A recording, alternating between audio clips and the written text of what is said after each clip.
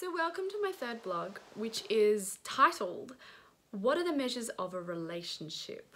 This one's been sitting on my mind for quite a long time. I think because we are a society that is obsessed with this idea of till death do us part, forsaking all others. It seems to be this goal that we have in mind when it comes to a relationship. You know, we want to find somebody that we're with forever. And I don't want to take away the romantic elements of couples that celebrate, 20, 30, 40, 50, 60 year anniversaries, but there seems to be this obsession with rewarding people for being together for a long time. Now, relationships are hard and they're not easy, and I do think on that element we should be rewarding people for being with the same person for 30, 40, 50, 60 years, even 20 years. But when it comes to measuring our relationships, we really need to be careful about using that as a measure for success. Often we talk about successful relationships, but it's like, well, what does that look like? What does that actually mean?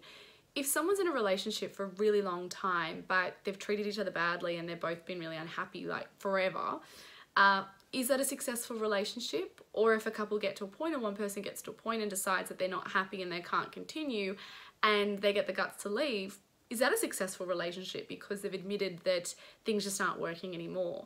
I think we've got to be so careful when we look at time as a measure for a successful relationship, because it's not always necessarily the case. Let's still celebrate anniversaries of any amount of years, because I love a celebration and I think it's great to celebrate things like that. But I think we need to be really careful about using time as a measure for a successful relationship or even a ideal or a goal.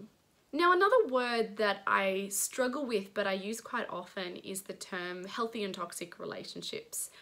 What is a healthy relationship? What is a toxic relationship?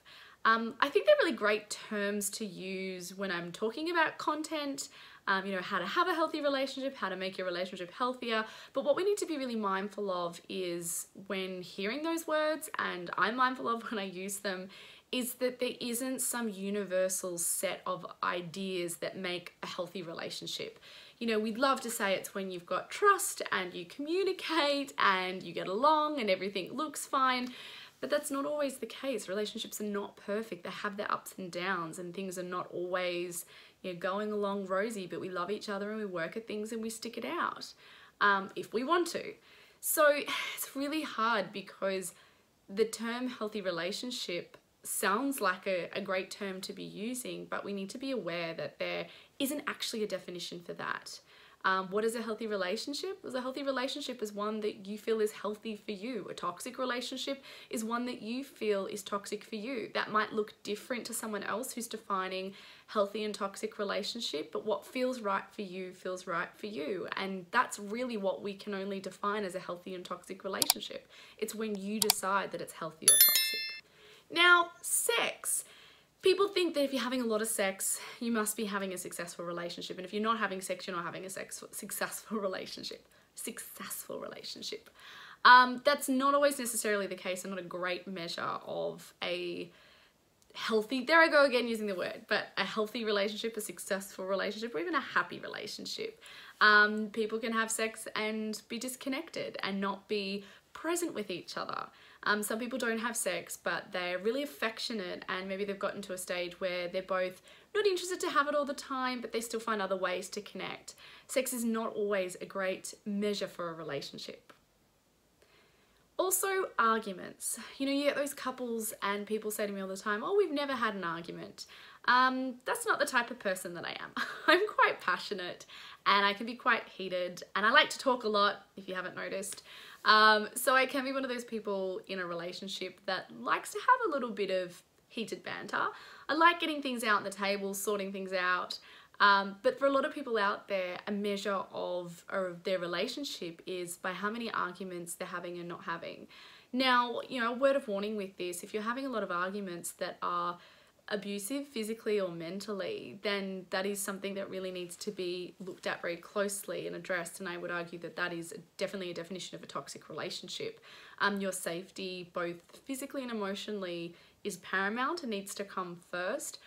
But within this point, I'm talking about more those surface level arguments, like who's putting the bin out and who's doing the dishes and who's not cleaning the house and blah, blah, blah, all those kind of things. If you're having those little arguments constantly, it doesn't mean that that is necessarily a fair measure of your relationship. You might just be going through a phase where you're both a little frustrated and stressed and you're quarreling a little bit more, but it's really good to address those, because if it does get to a point where you just feel like it's too much, and too much may be you don't feel like going home because you're going to go home and walk into an argument, or things kind of feel like a drab because it's a constant argument. You need to kind of address that and have a look at what might be going underneath. But I need to reiterate the point that having arguments is completely fine as long as you continue to work at how to find resolutions and find ways to overcome them when you do have them. Now, PDAs. I think a lot of people believe that a measure of a great, successful, healthy relationship is the way a couple looks. You know, are they that couple that walks down the street and they just kind of look like they vibe and they're holding hands and they're being affectionate? I don't think this is a good measure of a relationship, because for a lot of people, they've been brought up in different households of affection. So by that I mean some people are really tactile, affectionate, open out there. Can you tell I'm definitely one of those people? I hug everybody. The COVID was really hard for me because I wanted to hug everybody. Other people come from households where they show affections in different ways.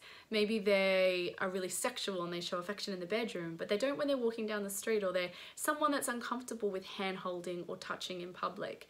So it's not always a good thing to be measuring your relationship on public displays of affection or what you look like in the eyes of someone else. People can get really judgy and aware of what others' opinions are of them.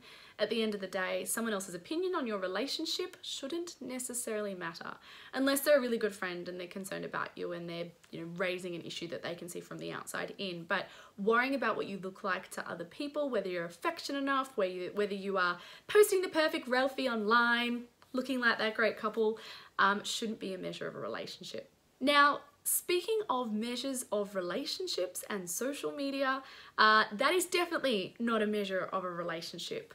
If you are posting Ralphies and getting lots of likes and comments and using hashtags like relationship goals, blah, blah, blah, blah, in love, love him, that is not necessarily a way to declare that your relationship is healthy or successful. So many times people post Ralphies and I know the truth behind what's really going on. I'm like the relationship whisperer. Like, people tell me things and then I see them take to social media and make these declarations of love and everything looks so perfect, and I think, oh, if only you could be real for just 1 second.